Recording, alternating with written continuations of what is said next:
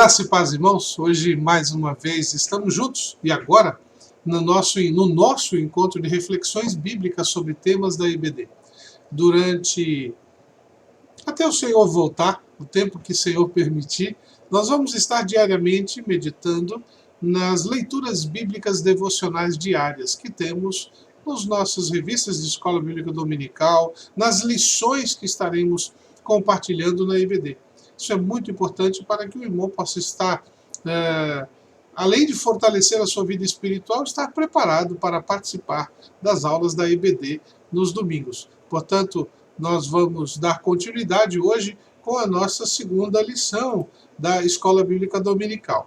E é importante nós destacarmos que nós estamos trabalhando com este tema para o próximo domingo, os combates no ministério cristão.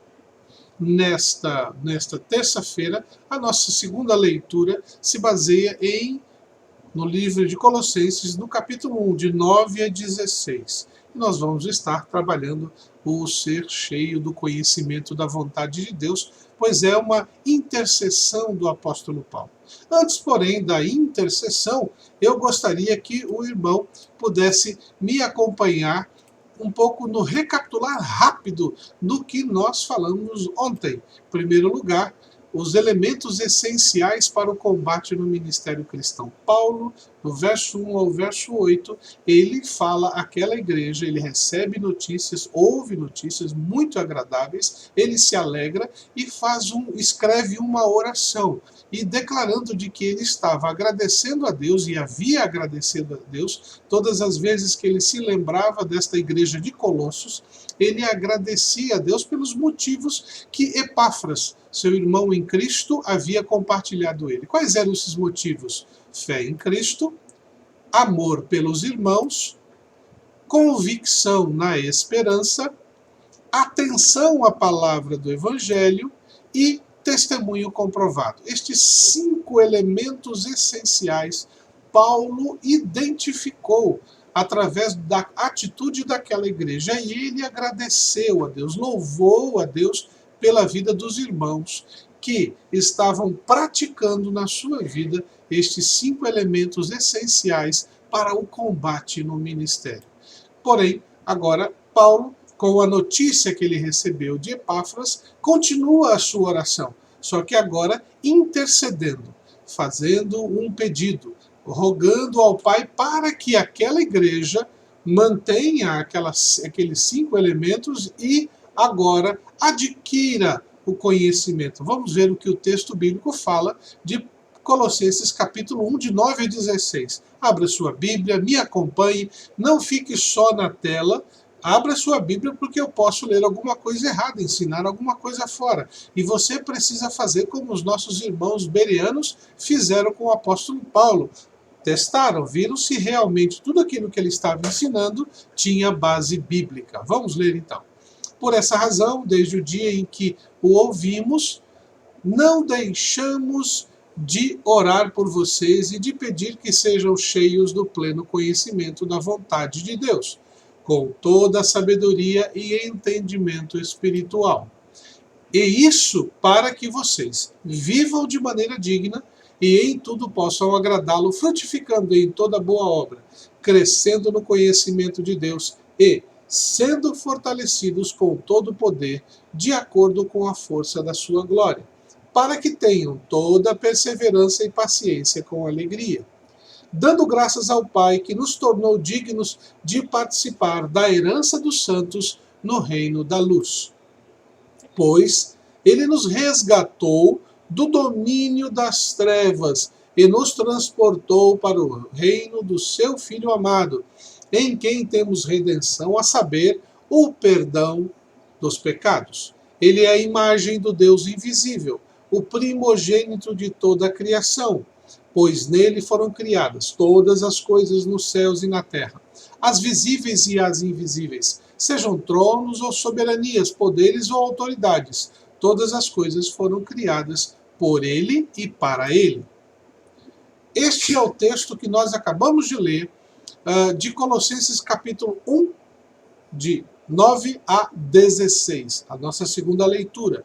Paulo agora Após agradecer, ele intercede, ele ora ao Senhor para que eles, os colossenses, possam conhecer a vontade de Deus, a plena vontade de Deus, de forma com sabedoria e espiritualmente. É interessante que ele usa essas duas expressões como quem diz: eu quero que vocês saibam, entendam e sejam cheios desta vontade de Deus, da compreensão desta vontade, tanto na sua intelectualidade, na sua maneira de escolher as coisas, como também na sua espiritualidade. Paulo, então, expressa desta maneira que o crente, para conhecer a vontade de Deus, ele precisa vivê-la. E este viver deve ser conforme o agrado do Senhor. Este viver deve ser feito sob a força do Senhor. Este viver deve ser em gratidão pelo Senhor.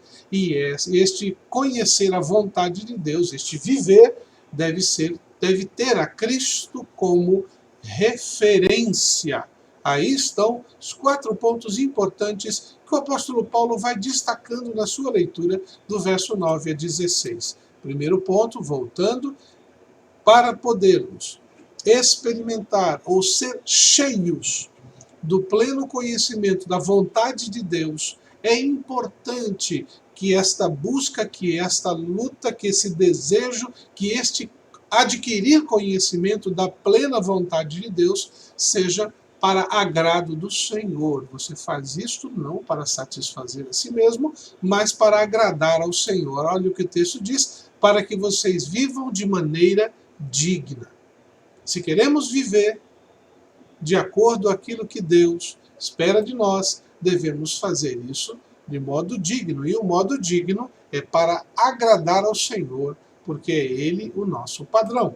Conhecer a vontade de Deus também implica em viver sob a força do Senhor. Olha que Paulo fala: sendo fortalecidos com todo o poder, de acordo à força da sua glória. Mais uma vez, nós vivemos, mas precisamos nos alimentar da força do Senhor, porque pela nossa força a gente desiste diante das dificuldades. Terceiro lugar, nós precisamos viver em gratidão pelo Senhor. Olha o que Paulo escreve: dando graças ao Pai, que nos tornou dignos de participar da herança dos santos no reino da luz. Nós não fizemos nada para adquirir este conhecimento. Ele é uma concessão para nós. A salvação é uma concessão divina. A vida eterna é algo que Deus nos dá. E como Ele nos dá, precisamos ser gratos. Não fizemos por merecer. Ele nos deu por amor, nos tornou participantes da herança dos santos. Portanto, o coração de um homem e uma mulher que está pleno do conhecimento de Deus é um coração agradecido.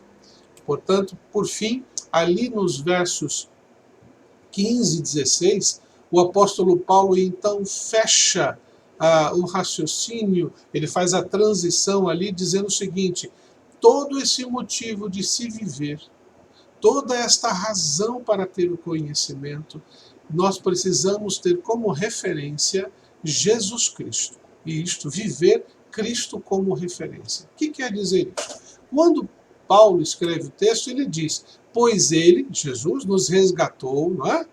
E nos transportou, em quem temos redenção. Jesus é a imagem de Deus, pois nele todas as coisas foram criadas por ele e para ele. Então, se tudo é dele, tudo foi feito por ele, tudo é através dele, tudo é com ele, precisamos ter Jesus Cristo como referência. O homem e a mulher que conhece a vontade de Deus é um homem e uma mulher que vive Cristo como referência. Não é o pastor, não é a igreja, não é qualquer missionário ou pregador. É Jesus, ele é a minha referência. Todo homem e mulher que tem o pleno conhecimento da vontade de Deus experimenta desta realidade. A realidade clara, verdadeira e inequívoca de que Cristo é a sua referência. Olha o que diz lá o verso 9. Por essa razão, desde o dia em que o ouvimos a Epáfras, foi ele que contou para Paulo. Não deixamos de orar por vocês e de pedir que sejam cheios. Não é mais ou menos. Não é qualquer dia, só um dia na semana, no domingo à noite, domingo de manhã, ou no culto, na EBD, não. Ou numa reunião de oração, não. Sejam cheios. Esse ser cheio é pleno, plenamente, diariamente, todos os dias. Cheios do pleno conhecimento de Deus, com toda a sabedoria e entendimento espiritual. Que Deus possa abençoar a sua vida.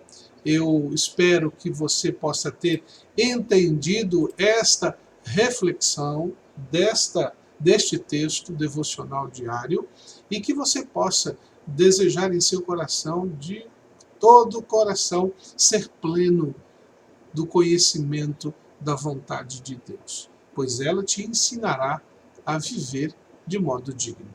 Deus te abençoe, espero que possa ter sido uma bênção essa breve reflexão e, se Deus permitir, amanhã a gente está de volta para a nossa terceira leitura. Deus abençoe a todos.